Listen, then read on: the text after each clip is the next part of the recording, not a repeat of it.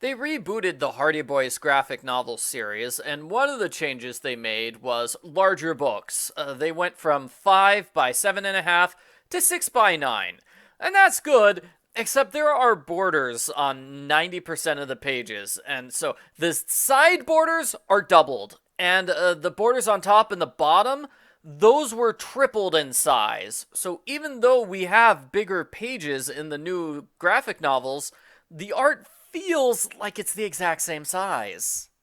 Argo Font Book Review, Argo Font Book Review. We start with the Hardys being chased by thieves in a motocross race. Joe argues Frank made the wrong choice in staying behind to watch the crooks instead of leaving right away. Joe also complains he's sick and tired of being called the little brother all the time. Joe is in a bad mood today. They go home, where their video game system gets an upgrade. Now they're using CDs to play games. As Aunt Trudy says, cartridges are so 1999. I love how Aunt Trudy is more up-to-date on technology than ATAC is. Today's mission is about zombie walks. That's an event where hundreds of teenagers go to a spot, they dress up like zombies, and walk down the street for a few blocks. It sounds like something teenagers would enjoy. There have been a few zombie walks in the area, which ended in disaster. The participants lost control of their bodies and were forced to do things against their will. Either someone is testing out massive mind control, or the teenagers are lying to everyone about what's happening as part of a prank. It's hard to tell. The Hardys get help from Chet Morton and Belinda Conrad. Chet searches for zombie stuff online for an hour but finds nothing. Belinda searches for about half a minute and she finds zombie crawl is trending. Sounds to me like Chet is terrible at internet research. Joe says Frank should thank Belinda by taking her out on a romantic dinner at an Italian restaurant. Belinda likes the idea and she refuses to let Frank out of her sight until she gets some food. I can't tell if she's being obsessive or if she is Frank's dream girlfriend. Joe wants to leave for tonight's zombie walk immediately, while Frank says they should do research first. They get into a big fight. Joe runs away with Chet. They get zombie costumes, and Joe quickly identifies the culprits as those three old guys who are making no attempt to fit in with the crowd.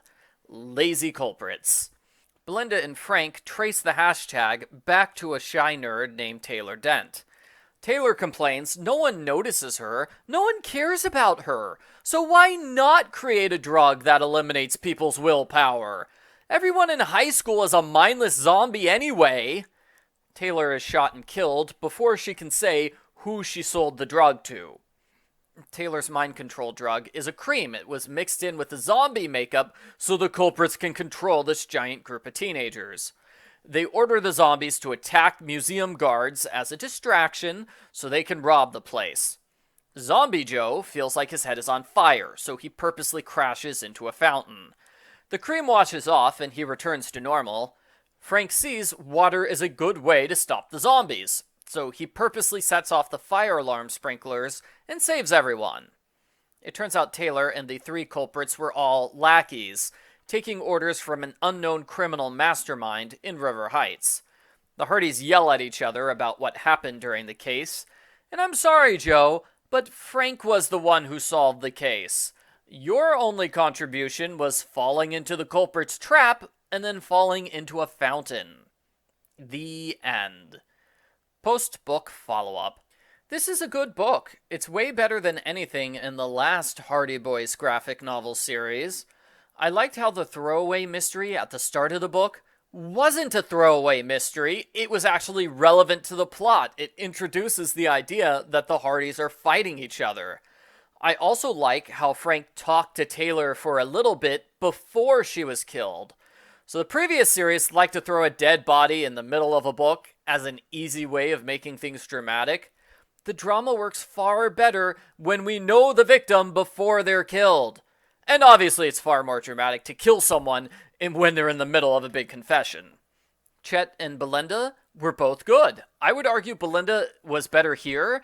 than in most of the main series books where she appears. She has an actual personality beyond cute girl who embarrasses Frank. She helps them stop the culprits, and she's smart enough to know that there's something bigger going on. She doesn't figure out that they're secret agents, but I think if this continues, she would figure out eventually. Frank and Joe have their normal hair for the entire book. On the second to last page, they suddenly have large, pointy anime hair. That was a weird change, and they're going to keep the new hairstyles for all of the next book. I don't get it. In Deadly Strategy, they had an alternate version of this book's cover, where zombie Frank has a beard. I think they should have gone with that. Frank never turns into a zombie in this book, so he 100% could have a beard as a zombie. Overall, this graphic novel knocked my socks off with how good it is, especially compared to the mindless series that came before it. Like, wow, this new author, Jerry Conway, is my new hero. I wish this series had lasted for 20 books instead of just 2. I also wish this series didn't have such a terrible title that's easily confused with Hardy Boys Case Files. I give the Hardy Boys Undercover Brothers The New Case Files #1, Crawling with Zombies, a 9 out of 10.